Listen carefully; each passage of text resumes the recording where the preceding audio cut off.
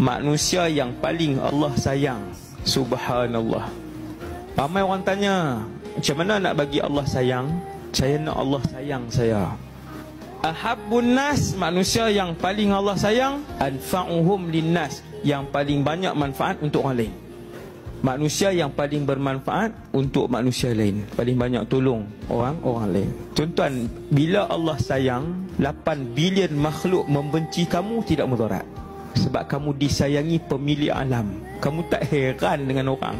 Kamu nak takut apa? Allah sayang kamu. Allah kekasih kamu.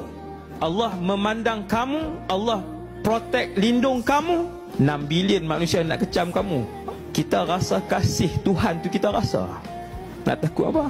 Waktu itulah kita tak teringin langsung dengan pujian siapa-siapa waktu tu. Tak perlu. Buatlah apa pun kebaikan, tak dipuji, satu huruf pun tidak memberi kesan. Dia terus buat benda baik.